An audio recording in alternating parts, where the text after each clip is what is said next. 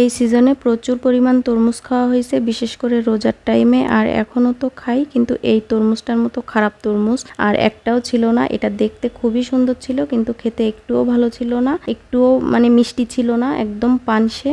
যাই হোক, এটাকে জুস করে খেতে হবে। আসসালামু আলাইকুম, কি অবস্থা সবার? সবাই কেমন আছেন? আশা করছি সবাই ভালো আছেন। দই চিড়া তৈরি করা হবে, এজন্য আমি চিড়াটা ধুয়ে পরিষ্কার করে নিব।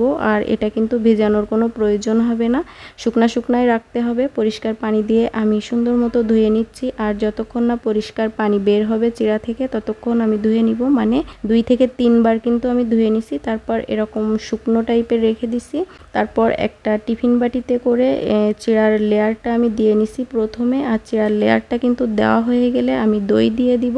আর দইটা চিড়ার উপরে খুবই সুন্দরভাবে দিয়ে দিব। সব জায়গায় কিন্তু আমি দইটা দেওয়ার পরে খেজুর আর কিশমিশ বাদাম এগুলোও দিব। আর খেজুর কিশমিশ বাদাম এই যে আমি সুন্দর মতো ছোট ছোট করে টুকরো করে কেটে নিছি। পরে এগুলো আমি এই দইয়ের লেয়ারের উপরে দিয়ে দিব। চিড়া সচরাচর মানুষ কিন্তু অসুস্থ হলে খায়, আর সেটা এভাবেও খাই না, জাস্ট চিড়াটা ধুয়ে চিনি গুড় কিংবা লবণ দিয়ে খাই। এভাবে ডেকোরেশন করে আমারও প্রথম খাওয়া। আমি আসলে চিড়া অতটা পছন্দ করি না, তারপরও এভাবে খেয়ে অবশ্য চিড়াটা এত ভালো লাগছিল যে বলে বোঝানো যাবে না। দই চিড়াটা করার জন্য অবশ্যই ভালো ব্র্যান্ডের একটা চিড়া নিতে হবে, তাহলে কিন্তু খেতে টেস্টি হবে। সচরাচর দোকানে যে খোলা চিড়াগুলো পাওয়া যায় ওগুলো করে খেলে কিন্তু এতটা ভালো হবে না, কারণ ওই চিড়াটাতে গন্ধ থাকে। চিড়ার লেয়ারের উপরে আমি আবারও দই দিয়ে দিছি। এখন আবারও কিন্তু খেজুর কিশমিশ আর বাদাম দিয়ে দিব।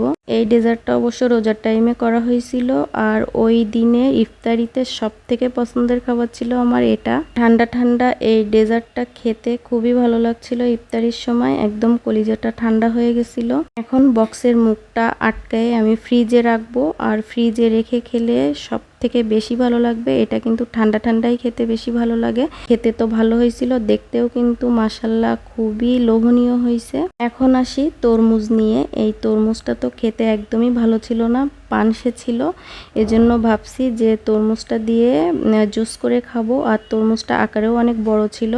রিমঝিমের বাবার কাছ থেকে আমি কেটে নিছিলাম, অনেক ভারী ছিল, এজন্য দেখতে কিন্তু খুবই সুন্দর মাশাল্লাহ, একদম লাল টুকটুকে। কিন্তু একটু চিনি দিয়ে জুস করে খেলে ভালোই লাগছিল খেতে। সাধারণ খাবারটা কিন্তু নিজে অসাধারণ করে তৈরি করে নিছিলাম। একটু চিনি গুঁড়ো দুধ এগুলো দিয়ে জুস করে নিছিলাম। তরমুজের জুসটা মোটামুটি আমার খুবই ভালো লাগে, কিন্তু অন্যের হাতের না, সেটা আমি তৈরি করলে। দুইটা পছন্দের খাবার একদিনেই ছিল। এই ছিল আমার আজকের ভিডিও। দেখা হচ্ছে নেক্সট কোনো ভিডিওতে। সে পর্যন্ত সবাই সুস্থ থাকবেন, ভালো থাকবেন। আর আমার ভিডিওটি যদি আপনাদের ভালো লেগে থাকে, লাইক কমেন্টের পাশাপাশি অবশ্যই শেয়ার করে দিবেন। আল্লাহ হাফেজ।